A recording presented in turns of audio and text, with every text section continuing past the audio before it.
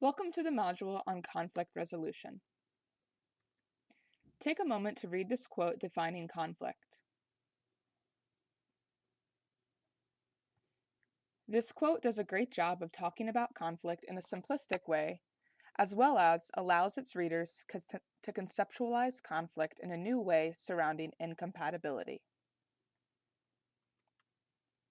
There are multiple causes of conflict out there. Here are many common causes in a college-style population. Do any of these stick out to you? Note that the most common cause is communication problems. As peer educators, we can help students and our friends understand conflict and causes in a new way. Here are a few more causes of conflict to note.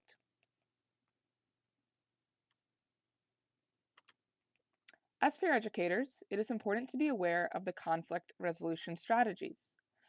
Cooperation and assertiveness are two important factors to understand in conflict resolution. Cooperation is focused on someone's willingness to achieve the other party's goal, and assertiveness is your own willingness to achieve your personal goal.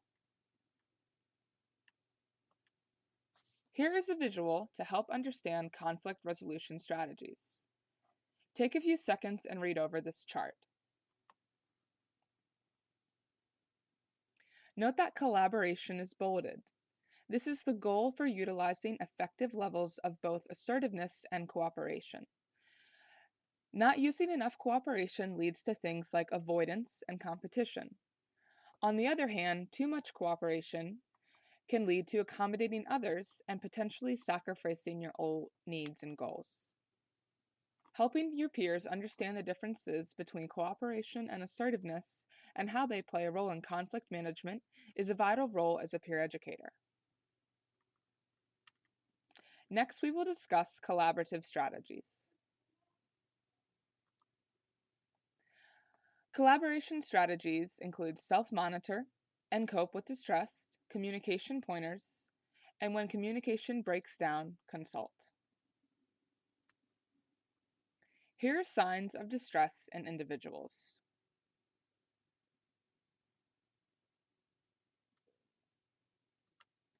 There are many ways to cope with distress. Here are 4 examples of healthy coping strategies. Take a moment to think about how you cope with distress and any ways you can improve your strategies.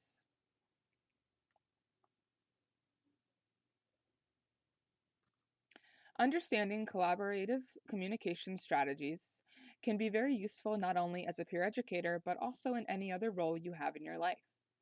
Always avoid raising your voice. People immediately tune out the minute you raise your voice and cannot hear what you may be trying to say.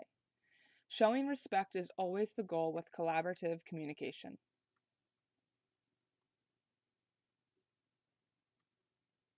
Strive not to think about a situation as winning a fight or losing one.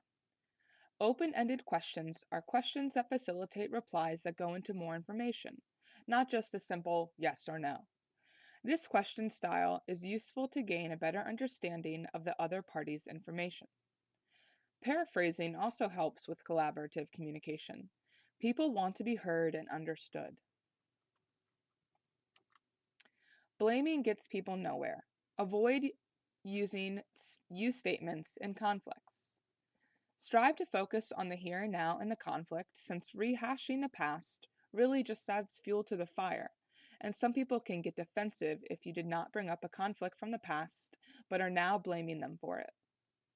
Take a moment to think of something in your life that you may be conflicted about in a relationship or with a friend or family member, and think about a way to utilize an IWB statement.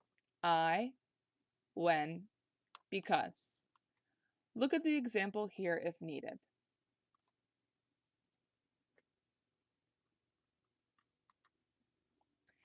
Keep it on one problem at a time. Keeping a sense of humor is also important, but be sure to gauge this correctly. It may backfire if the other party is really upset or angry.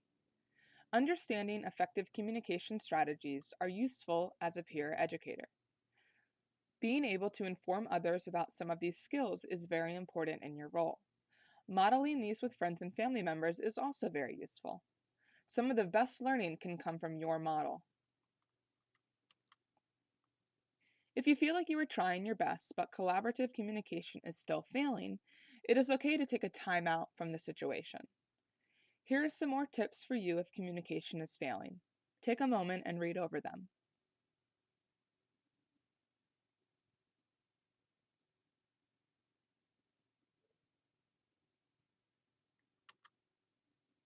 Our last tip is to bring in a third party if necessary, whether that be a neutral friend, professor, or counselor.